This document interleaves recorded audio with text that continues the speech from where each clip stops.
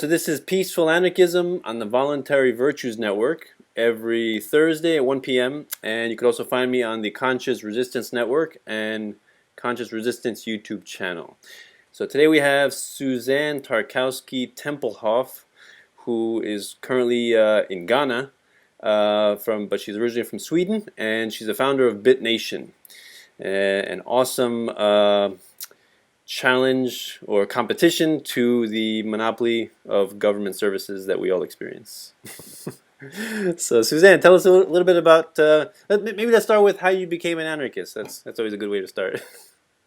Well, I always thought about, the limits of the nation state, not from an anarchistic perspective, but just from the fact that I didn't think it made sense to have not competing governance services just depending on the geographical area you're randomly born in, or where you happen to live, or what passport you happen to have. But it wasn't from an anarchist perspective at that time. It was more from a sort of globalization perspective. But then over time, I became more and more libertarian. I first started reading a bit Austrian economics, and I worked for governments for a long time, for 7 years, and I started thinking it was really dysfunctional and didn't work very well at all. And then I lived in various war zones where it was quite a lot of anarchy, very little governance, like Afghanistan and the rebel-controlled territories in Libya during the Civil War.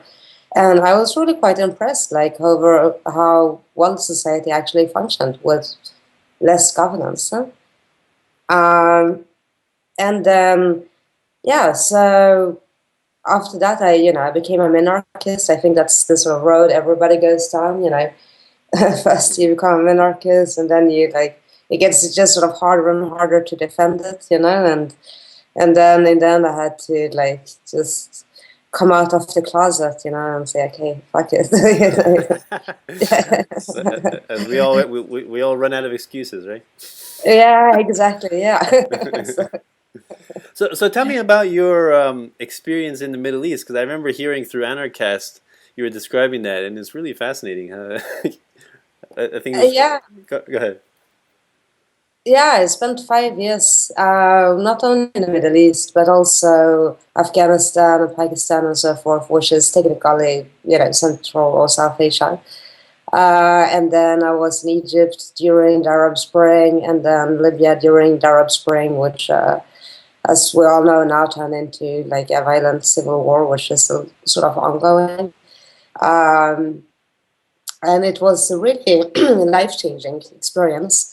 Um, on so many levels, really, seeing on the inside how politics works and how governments work and how people react to things that happens, when people die and bombs and whatever, and living with that sort of tension. And yeah, it was really funny when I came to Libya. They weren't used to war, and I really felt like I was sort of like a war psychologist at that point. I was like, no, this is how you handle this situation. This is how you're supposed to feel in this situation. Wow. You see, like you were telling them how to react, right? Well, yeah, because I had been in it for so long, the place, right? For them, they were like, the rebels were like, oh my God, my brother got shot at the front line. I'm like, yes. God. So, and then, so it was Libya that was more anarchistic society that you experienced. Yeah, in a different way. I mean, Afghanistan is more anarchistic in a way because they have such a long tradition of regional self-governance. They are very governed by small communities and the tribal structures and so on. Libya, on the other hand, infrastructure-wise and everything, in comparison to Afghanistan, it was very well built out because, it was oil-financed state socialism, so it wasn't, wild in the same way, right? I mean, Afghanistan is a little bit Stone Age, in that sense. So, but on the other hand, I mean, it was in Afghanistan, there is still a government. It's not a very well functioning one, but there is one. In Libya, on the other hand, I mean, when I came, there were only like 10 guys who were sitting in a basement, and they were changing basement every night because they were afraid of snipers. Like, that was the rebel government, literally, and their only job, like, sole job was to speak to foreign media to get more countries to recognize the rebel territory, right? Hmm. So they had literally no governance job at all. And so it was totally a voluntary society, really.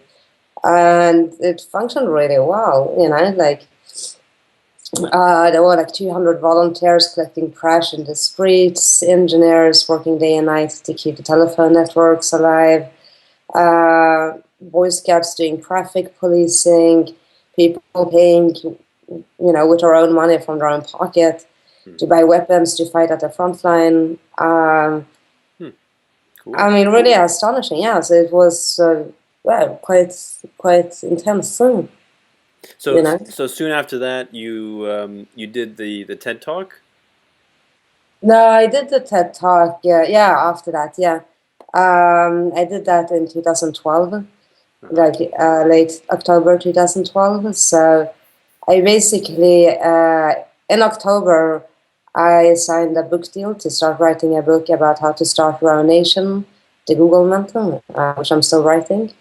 And this is like the never-ending project, right? Never ending. Yeah. Um, Life happens, right? no, well, in the end, I was like, well, should I write about it or should I just do it, and write about it after the fact? So Hmm. that's when I started Bitnation. So I still think it's better to do it and then write about it rather than the other way around, right? But True. anyways, but yeah, I don't know. Time will tell if that was a strategically good move or not. Yeah, I mean, Uh, actions speak louder than words, right? I Def know, right? definitely. And so yes, so that month I signed the book deal, and then I quit. I started working for the government, and I did a TED talk. Like in a matter of like a couple of days time, actually. So it Wow. was sort of yeah, sort of leaving with a bang, and then So you were like a defense contractor or something like that yeah, that's right. Yeah, for a few years? yeah, 7 years. Yeah. Wow. And I remember you were commenting how you said easy it was to make money that way. Well, yeah, no. I mean, I don't think it is anymore. Okay. Uh, I mean, when the sort of Afghan and Iraqi wars was really sort of full on, then Hmm. yeah. But it's like anything. Yeah, you still have to work hard. I mean, if you work hard, you can make it. It doesn't come by itself. Yeah, yeah, yeah, There is certainly competition as well. yeah, yeah. Um, but yeah, I mean, it was definitely growth industries for a while there. So I So assume for the wrong reasons, obviously. so while you were doing that, I assume you didn't consider it immoral. No, I mean, not at all. No, I thought I was like saving the world, because yeah, no, because I mean, terrorism is a big issue. I Yeah. still think terrorism is a big issue. It's not, just now with Charlie Hebdo, that attack. I mean, I still don't think it's a great thing. I don't think having governments combat it, or especially not the sort of large scale occupations that we have done in the past is the way to go to like fight terrorism, right?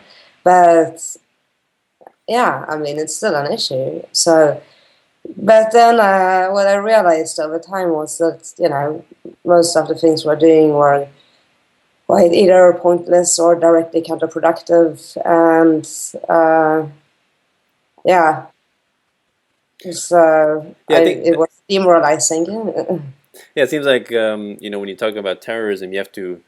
It's a matter of perspective. Like I think there's a quote, I forgot who said it, that the terrorists are what the larger army calls the smaller army. right? Yeah. And Yeah, I see. when in fact, like for example, us now in our, occupations in the Middle East, especially, arguably we are the terrorists, right? That's it. Well, I think it depends on, well, the definition of terrorism is targeting, I mean, deliberate targeting of civilians um, with arms. I mean, obviously, we have killed a lot more civilians, like we, the Western countries, have killed a lot more civilians than terrorists have, Oh yeah, statistically. oh yeah. But I mean, it's still not like, I mean, the U.S. military won't go and like blow up a town square deliberately just to send a message, you know. Hmm. It may accidentally bomb a wedding because they think there are like military targets in that wedding, but it's not. So technically, if you want a definition correct, actually, it's not terrorism, though. Uh-huh. But yeah, obviously, it's worse, Anyways, but It's not. They're not deaths when they're accidental. They're just collateral damage, right? yeah, they're collateral damage. Well, I mean, they actually are. It's. I don't think. Yeah, I mean, for sure, it's not. Maybe there are some like insane people in the military who have deliberately targeted civilians at times, but it's certainly, I mean, targeting military targets is certainly the main point of it. But then, like, who do we know who's a military target? That's when it becomes tricky because, Hmm. I mean, that's what I found one of the most difficult things I found in Afghanistan, which disgusted me the most about the whole thing, is that I think a lot of people who got targeted, the intelligence collection wasn't very good, and a lot of people who got targeted, I don't think they were terrorists. They were like conservative Pashtuns who were, against the occupation, but they weren't Yeah. terrorists. They wouldn't blow anyone up, right? Yeah. Or Yeah. Yeah. Yeah. participate in that sort of activities. It would be like if like the Ron Paul movie. Ron Paul did like a campaign movie once, saying like, well, what if Chinese troops occupied Texas? And people started killing sort of like Tea Party Republicans just because they are like nationalist or whatever. Hmm. Hmm. Or not even nationalist, that's not even the right word, but like regionalist, let's say. Yeah. Yeah. So Exactly. Or let's say Russia. If Russia placed, bases, in Mexico and Canada, how would Obama react, right? yeah, I know, right? It's like I think I saw this one meme on Facebook. It's like you see all the bases around Russia, like in I guess in the Middle East and then Central Asia and all that, and then they're like those damn Russians. They keep putting their country next to our bases. That's It's so true, yeah. it's kind of ridiculous. It's like people constantly excuse the imperialism that we've grown up with because everybody's just used to it. Of course, we have occupations. That's what the United States does. They occupy other countries, right? That's our job. That is very sad, you know. yeah. But I mean, it's so like the size of Pentagon alone, it's so incredibly bloated. I mean, the U.S. administration at large, but Pentagon particularly, is. I mean, if you just look at like the number of people who have like secret clearances, there are millions. It's like Yeah. it's just pure insanity. Oh yeah. Yeah, there was this conservative writer, Mark Steiner, who wrote an excellent article, and sort of neoconservative, who is not libertarian, like Uh-huh. neocon actually, and he still wrote like the U.S. military is too big to, too big to win, instead of like too big to fail. It's an excellent piece. Too big to win. Yeah. Right. Yeah, Yep. yeah, You know, Some people. a country. I always thought a country is only as powerful as the police officers who are willing to be in the uniform and hold the guns, and the military soldiers who are willing to, go off and subjugate and dominate other people, right? That's because without them, right, the government is nothing, right? Yeah, They are quite. It's the people who enforces it, yeah.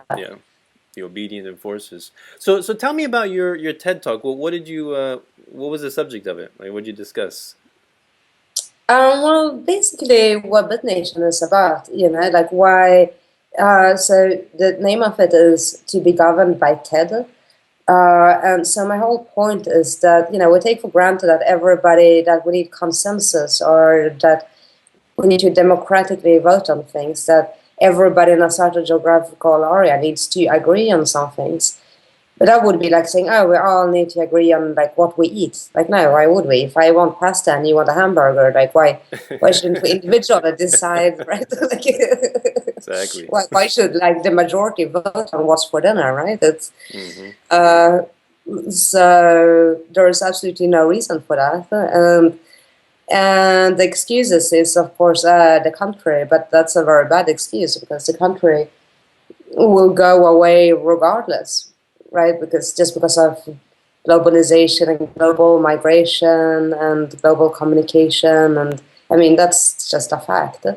And the world is becoming even more interconnected, so now we're even less, close to, morally the values of people next to us geographically, physically. Like two of us are talking now, like I'm in Africa, you're in US, and we're both friends and united because we share the same values about anarchy and, crypto and all of those things. And so I'm much closer to you than I am to like people who I've known for years who maybe grew up in the same neighborhood as me, right? Because we have nothing in common, really.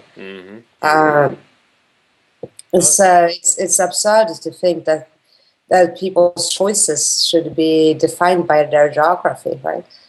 So the point of the talk was that everybody should just start their own government, their own nation, and and we should just have a million of competing nations. And if you don't want any, you just opt out altogether. So No, that's so you're saying there's no social contract, right? God's social contract. That's like the most horrible thing. Whenever you talk to a students, they're like, but it's the social contract. And then the next one, oh, but democracy. We have a democracy. We have power. It's like, no. You can push a button, right? That's about it. After the button is pushed, you have no power whatsoever. I know, right? I've been talking about that, like Students for Liberty and places like that over the last 2 years. And whenever I say like democracy is a scam, everybody's like applauding. It's so refreshing to see. So are they anarchists or just libertarians, or what would you say?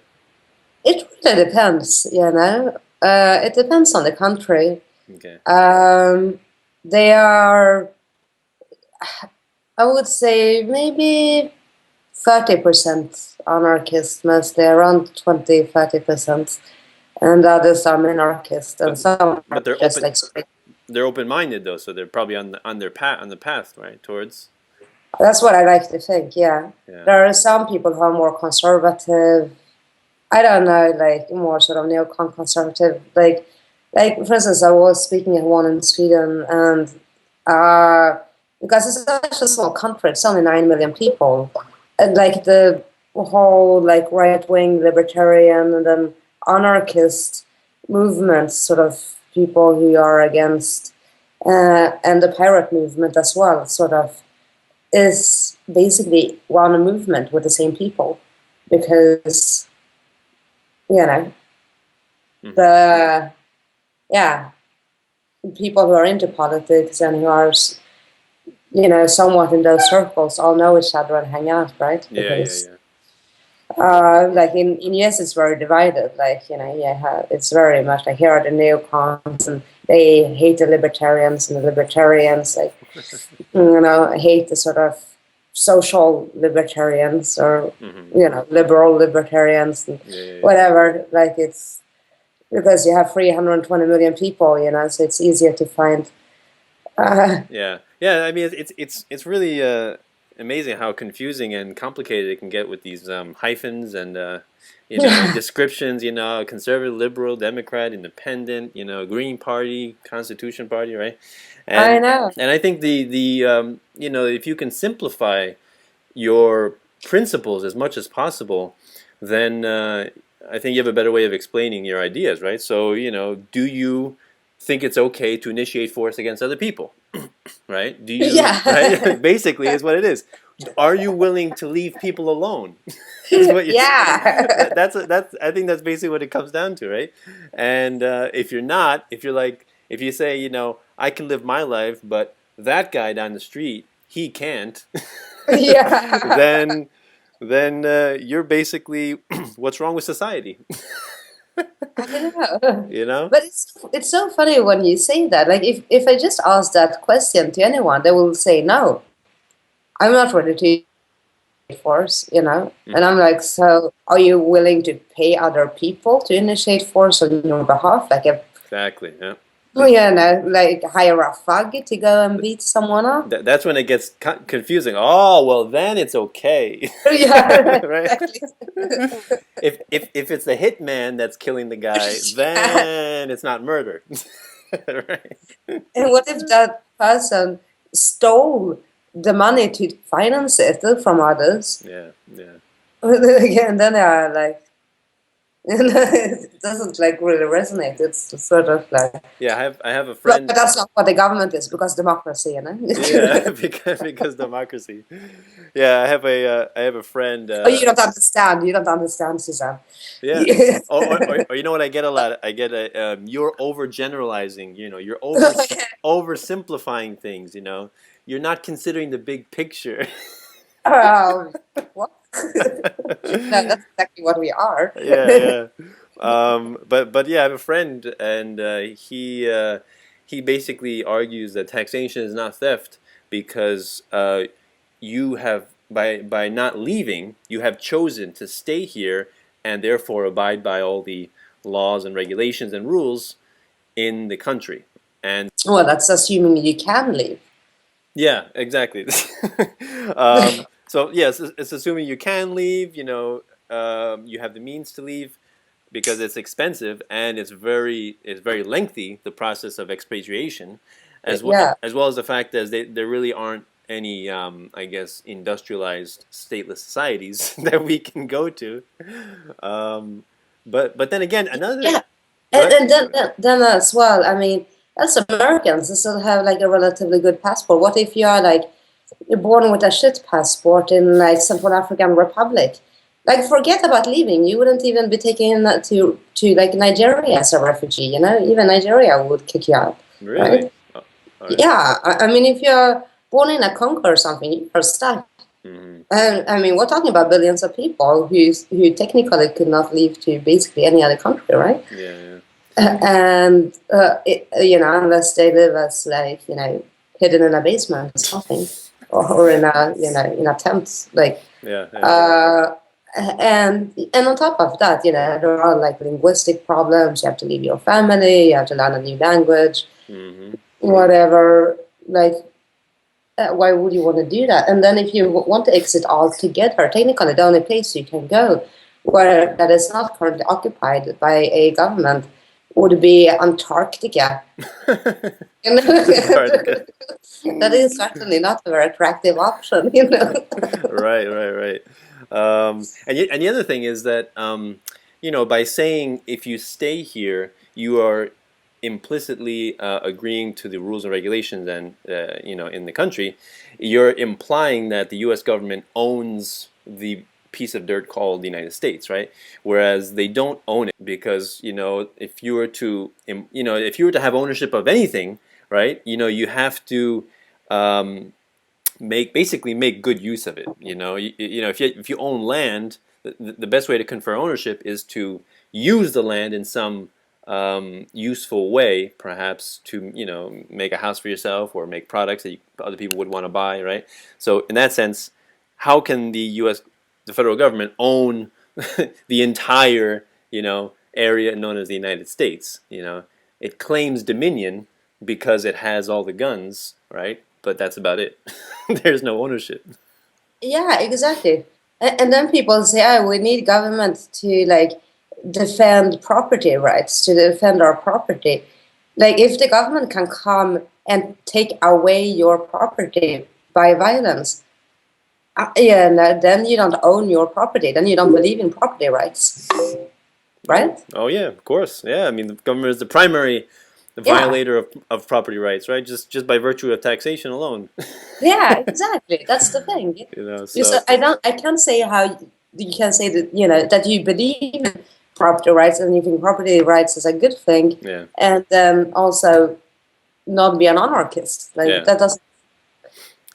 In order to prevent somebody from robbing you, assaulting you, raping you, or killing you, we have to have a government in place that robs, assault, rapes, and kills you. Right? Yeah, We'll take care of that for you. Don't worry. Don't worry about it. exactly. It's complete insanity. So tell me about Bitnation and how that came about and what it is. Well, basically, it's the same idea as what I'm writing my book on and what I did a TED Talk on. So basically, competitive, non-nation state-based, non-geographically based governments. So, you can think about it a little bit like just as easy as you choose between using Facebook or LinkedIn or, any other social platform, let's say Reddit or whatever your preference is. You can just choose to do that instantly, right? And you can choose to use many at the same time or none at all, right? And that's how I want governments. I want it to be as easy and free and voluntary as just signing up for Facebook or signing up for True or whatever. So, and that's sort of, I mean, I was writing about it since I was 20 years old, thinking about it and writing about it. Full disclosure, I'm 31 now, so so, so, so What, yeah, for more than a decade. And so as I said, like, I signed a book deal to write about it, and I started to travel around in anarchist communities. I went to Galskol in Chile. I visited the projects in Guatemala and Honduras to build leap zones. I talked to people from the Seasteading Institute and from like many different sources. I was like tracking all those different projects. And then Bitcoin came along, and I discovered Bitcoin in 2012, and I was like, wow, international currency, that's so cool. And then I didn't think that much more about it, other than that it was awesome. But then in 2013 and 2014, I started to understand more of the blockchain technology, and a lot of new technology started to emerge then, and there's still, in this very early emerging stage, right? Like the way there are now meta-TO protocols where you can create smart contracts on the blockchain, store them on the blockchain. You can create tokens that represent value, like a house or like corporate equity. There's just so many things that are emerging right now, ID systems, everything. And so, because when I thought about Bitnation before, I didn't think about that name at the time. I thought I would call it the Googlement, but then as I became more and more into like Bitcoin, I became Bitnation instead. So, so when I initially thought of Bitnation, I thought of all these different services, but I didn't. I just thought, we would provide it through other means, right? Like not blockchain related, and I thought it would be so exceptionally expensive to do that I would have to borrow like hundreds of millions of dollars from some bank somewhere. It would be sort of more as a global insurance company for all those services. But then, I sort of started grasping in 2014. I was like, actually, this is all doable, rather inexpensively through the blockchain technology. You can do most of those things, and it doesn't have to be that complicated or expensive. And yeah, so then I was just like, well, I should just do it. I've been thinking about it for a decade, and yeah. So do you have a lot of programmers that are involved in it and help you with that, or do you do most of the the setup, I guess? Well, I don't do any programming. I'm not a coder. I organize people and stuff, and the ambassador network, of course, and all the services, and the financials, the PR, all the things. So I just have this sort of overarching entrepreneurial role. Everything from making executive decision to cleaning the toilets type of thing. Somebody's got to do it, right? Right, exactly. So, One thing I'm kind of confused because you keep referring to it as a government, right? I guess no, that's voluntary, a government that's voluntary, I guess, right? yeah, I think we have to make like a difference between expression. Like, it's not a government; it's a governance Ah, okay, service okay, good. provider. So Nice. governance can be self-governance as well. Yes. Do self-governance. Yeah, yeah. So that's what we call it. Like the the sort of 2 seconds elevator pitch is like it's a collaborative platform for do-it-yourself governance. Cool. Very good. And Yeah. that's really what we do. People, once we have finished all the pilots and the apps are put together and stuff, people will just be able to go and like download apps and be like, okay, now I want to title my land. Boom, they download an app and they do it themselves in like an afternoon. What would otherwise have been done through a government and would have cost like I don't know how much, and in many places would have taken months, and in some places be impossible even. So for example, the dispute resolution, do you have like a couple of companies that do that offer the services? How does that work? No, so the way we're going to do it is when you log into the app, you have like one place where you can choose your code of law if you want, British common law, Sharia law, whichever, and you can also upload your own code of law if you prefer. And then, so you choose the code of law, and then that's step one, obviously, and then step two is choosing your arbitrator. And it works in the same way, like everybody can just upload as an arbitrator saying, okay, well, I'm a tribal elder from Afghanistan and I can settle dispute concerning cows, in my region, or I'm case break lawyer who can settle dispute between lobby firms, or and then people, through the reputation system, people evaluate them, etc., and judge them, and they set their own price naturally. Hmm. And then you can choose to, apart from the arbitrator, you can choose to have your own lawyers, your own representatives, of course, or represent yourself. And yeah, that's basically it. Cool. So how long has it been around, Bitnation? I started it about 6 months ago. Well, quite exactly 6 months ago, actually. So how's the participation? People are responding to it pretty well? Yeah, I mean, it's been like massively popular, We've been covered like everywhere. Like some of our pilots got featured in like even the Wall Street Journal, Forbes, Hmm. Cool. TechCrunch, Wired. Yeah, I mean, we've been all over. Really, I mean, it's a startup, so it's always a bit shaky, and we had some both ups and downs. That's how it is. Hmm. That's how it will be for the first 5 years. That's just startup life, right? But at large, I mean, the response from the public have been overwhelming, Hmm. and it's funny because it's not just from like anarchists and libertarians, but also from like liberals, sort of pro-globalization, open borders, pro-migration liberals, like Hmm. left-wing liberals. Nice. Well, whoever you can get, that's great. Yeah, I mean, We Hopefully, don't select based on tribe, you know. We yeah. just select based on if you're willing to pay for the service or not. So yeah. It's all voluntary. There's no guns involved, right? It's all voluntary. Right, exactly. You're not throwing somebody into a cage if they don't use your arbiter. Exactly. But it's quite funny when people are like, okay, but how are you gonna settle stuff like, you know, if someone do something criminal and don't, um, you know, refuse to go to arbitration and whatnot. So, you know, if it was, let's say, in the US, they would be put in jail.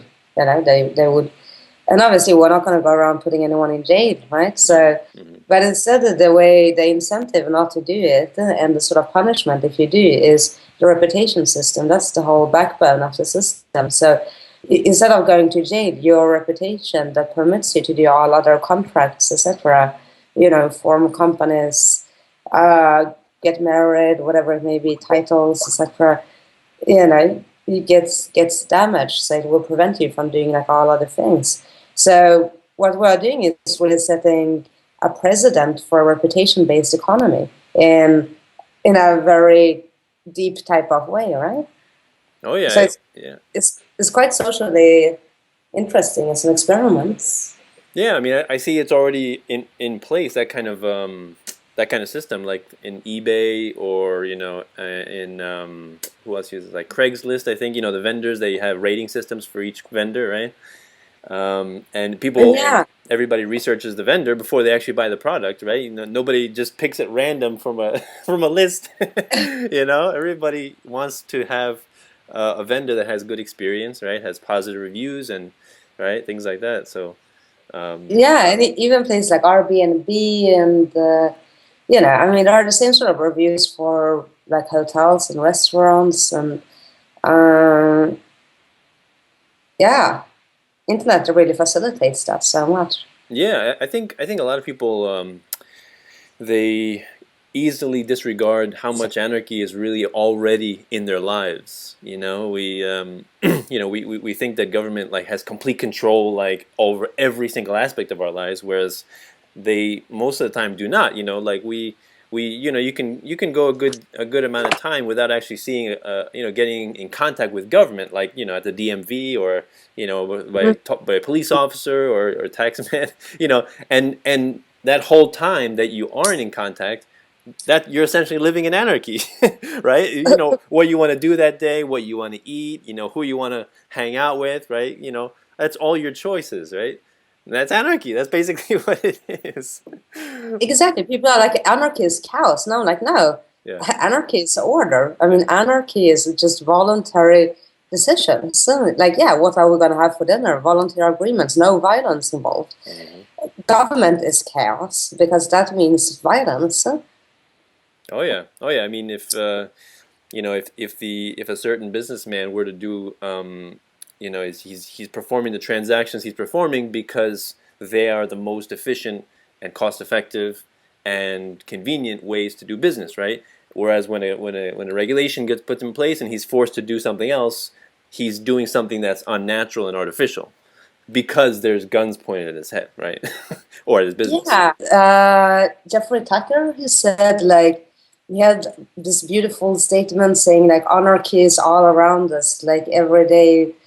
There was this beautiful meme. I'll post it and Yeah, yeah. afterwards. Yeah, I remember. Right? Yeah, I did see that. Yeah, he's great. I love him. I saw him speak in Liberty Fest in Brooklyn last year. It was pretty cool. The first time I saw him in person.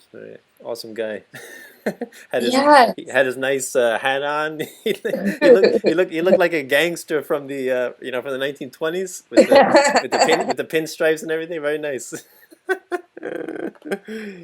He's a very how you say distinguished guy. Very eloquent speaker as well. Um, Yes, yeah, I really think that's the best way to spread liberty, you know, his way. Like, yeah, it's just he just points to all the positive stuff, right? He makes people happy and think like, you know, uh, it's like when they said, "Oh, the airport broke down and all the strangers were like put together and it was like perfectly peaceful. This is like voluntary organization, you know, it works and it's beautiful," type of thing. That is like great messages, right? Rather than the like, "Oh, I hate the government," like. Yeah, and the unfortunate thing is, people are so emotionally entwined with with their own government that they conclude that when you are attacking government, they feel that it's a personal attack on them, right? Because they feel that they are government, right? Or they have a, like, Uncle Sam, right? He's just my uncle. He's family. You're attacking my uncle. But people have to realize that no, it's not your uncle. He's not your friend. He's not your family. He's your master, basically, and he tells you Yeah, what to do, right? but I think, I mean, there must be most people. I mean, everybody must have like a family member or close friends who work in the government, right? Oh yeah, I do. If, yeah, I mean, because yeah, I know. I mean, thousands of people who work in the government, obviously, but Yeah. I mean, because if you think about it, I mean, from like school teachers are often like employed by the government to, at least in Sweden. Like obviously policemen, like mailmen, like I don't know what the percentage of people who works for the government is in US, but I think in Sweden it's something to like 25-30% of the population. It's a good amount. That's a lot. Yeah. Yeah.